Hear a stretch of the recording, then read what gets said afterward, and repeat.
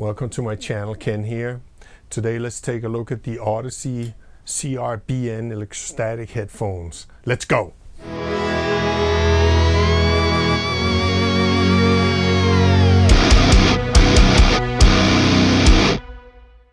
So here are the Audeze CRBN Electrostatic Headphones.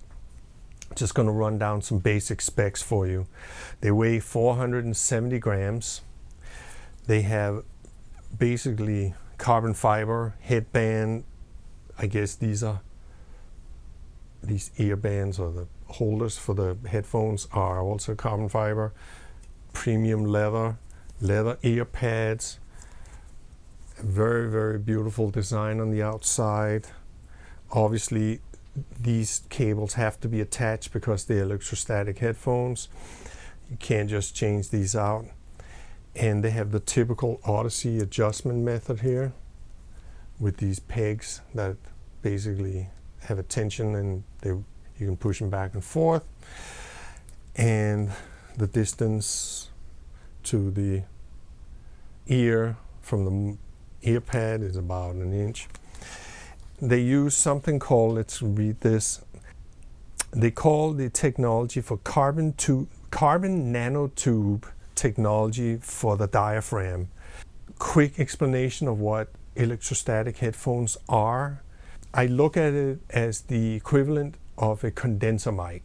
A condenser mic takes 48 volt to charge them, or if it's a tube, they also have it built into the power supply, what charges the electrostat element, or the condenser element. And then there's a diaphragm that moves, and it generates electricity by moving in a magnetic field, in this case an electrostatic field. So headphones of these kind uses the Stax developed technology that's very old. They charge 580 volts around the diaphragm. So significantly higher, more than 12 times as high, right? So basically, that's what an electrostatic headphone, in very basic terms, work. And here they've just gone to another level because of this development with UCLA and their MRI machine. But I'll explain that a little bit later. Also, I'm using, for testing purposes, the only thing I had lying around was a 35-year-old Stax SRM-T1 headphone amplifier, which is a hybrid tube solid state thing. And it works perfectly fine with these. There's been zero issues, none whatsoever. However, a couple of things I gotta tell you about these headphones is, even at 470 grams, I find them to be one of the most comfortable headphones I've had in my head. The weight distribution is just magnificent, and also because there's no magnet in it, the weight distribution is kind of different from a normal pair of headphones. As far as loudness is concerned, they can play louder than I can take. They have the typical Audeze sound, and if you're familiar with Audeze headphones, they kind of sound full and bombastic in a very good way. They usually have a very solid bottom end and a very clean, clear mid-range, and maybe a little bit dark sounding because the treble response is usually kind of rolled off a little bit. So I did a lot of comparisons. I had a head Type 2 in here. I had a pair of Neuman NDH 30 in here. I had my reference is the LCD5 by Audeze. I had a pair of X's in here too, and a couple other headphones, Stax. And they have a family resemblance to the rest of the Audeze sound that is important because there's a consistency across their line. And if you don't like Audeze sound, these won't be for you. Now, a visual comparison between here are the 5s and here are the CRBNs. And you see they have a different form factor. they sit differently on the ear, but they weigh about the same if you just hold them like this. Now about the sound of these, they're ultra high resolution, as they should be in their price range. They are also very well balanced, and they have a micro detail that's incredible. And I have to say, these are one of the best headphones I've ever heard, alongside the LCD5. So it's natural to ask the question, do you want the 5s or the CRBNs? And that has to do a lot with your music taste and with what you prioritize. So they go back and forth between pluses, and then the other one has a plus, and so forth.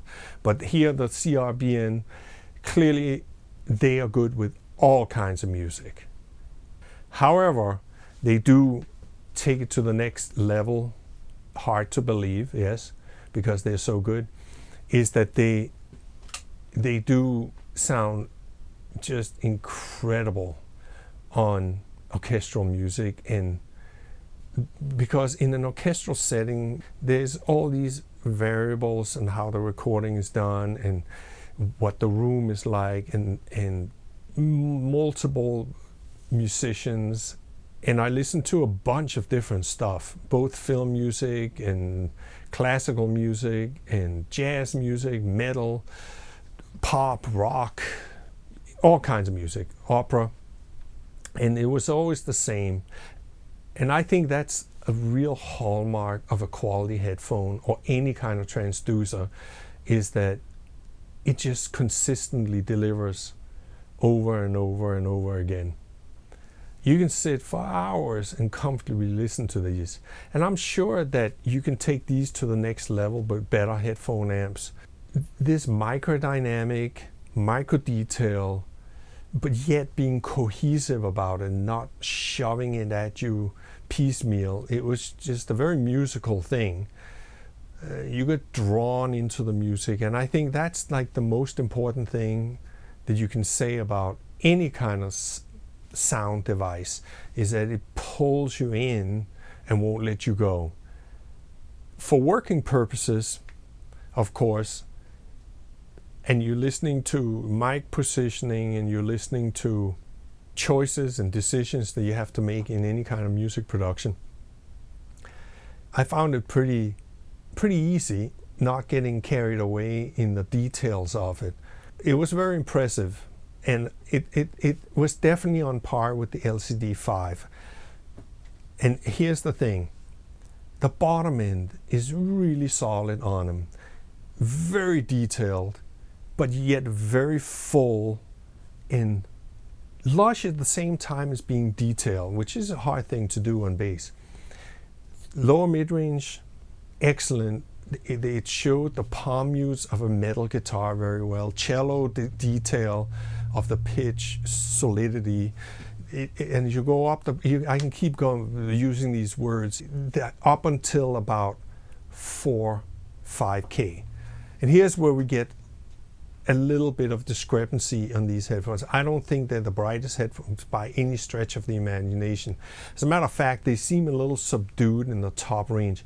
Not colored necessarily, but they always sound warm, full. And I gotta tell you, I've heard a lot of electrostatic headphones over my years of listening, and this is not typical of electrostatic headphones. I always found them very bright and hyper detailed, where you focus on the detail instead of the bigger picture.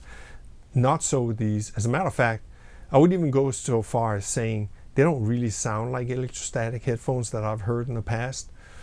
Yet they do, because they have that ease of delivery that electrostatic headphones usually have.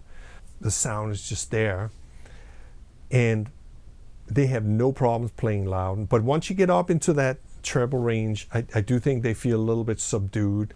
The air is a little bit...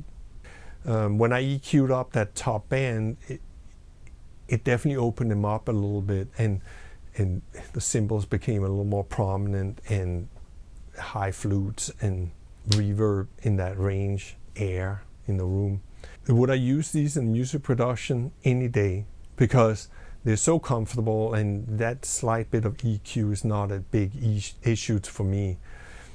Now, compared to the LCD5s, the LCD5s definitely have the same tonal balance and the same, you can tell they're in the same world, they're siblings.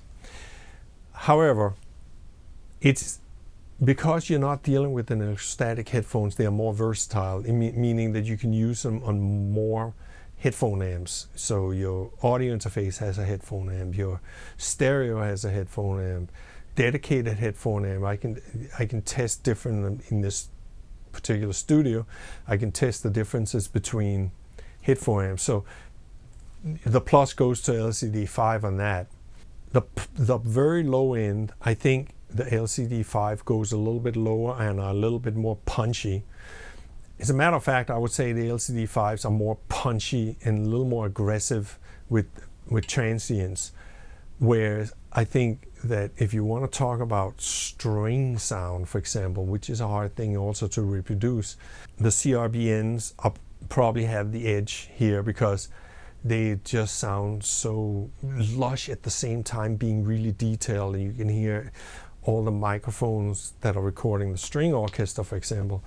So again, it comes down to what's your preference. Do you need that rhythmic drive of the LCD5, or do you need the lush but detailed sound of the CRBN? Now, we're also talking fractions here. This is not the difference between night and day either, which is another thing. And since they are priced equally, you have to take a listen to which one suits you better. And also you have to make a decision if you want to go down that rabbit hole with electrostatic headphones and have a dedicated amplifier for that, or is a regular pair of headphones, if you want to call them that you can just plug in to any kind of headphone amp. So all in all, my conclusion to this is one of the best headphones I've ever heard. And the LCD5 would also be in that category, by the way. They're amazing. They don't sound like any electrostatic headphones I've ever heard before. Everything that irritated me about electrostatic speakers in the past doesn't exist in these. So they confused me that way, because these are electrostatics. They don't sound like any electrostatic, yet you can definitely hear that detail and quickness that electrostatic headphones have. Highly recommended if you have the cash to pony up for them. If you want the ultimate, you got to put this into your short list of must-haves. But you got to listen. You got to listen to them first. Any opportunity you can get to listen to these, you should do it. It's going to spoil you.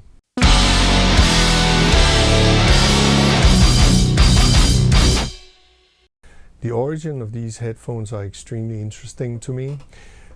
They were basically asked by UCLA, which is a university in LA, to collaborate to make some kind of headphone that works in an MRI machine.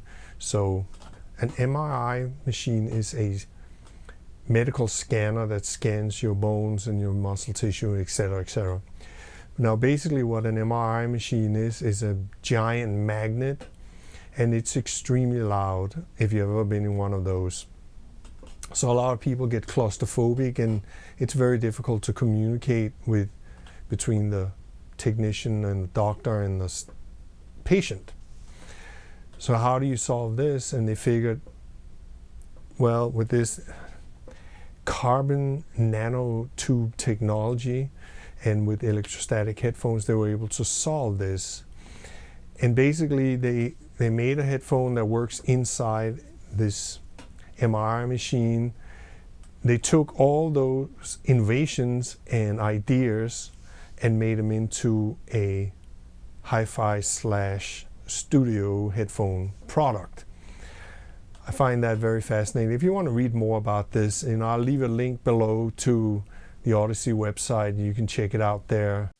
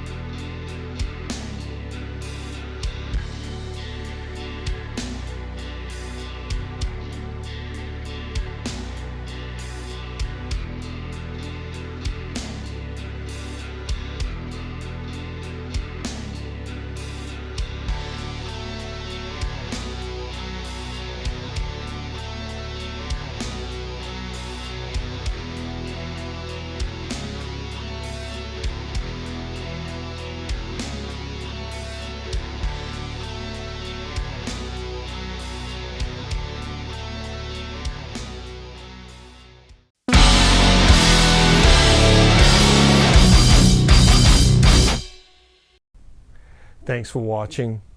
Please like, share, and subscribe. Leave a comment below, and until next time, take care.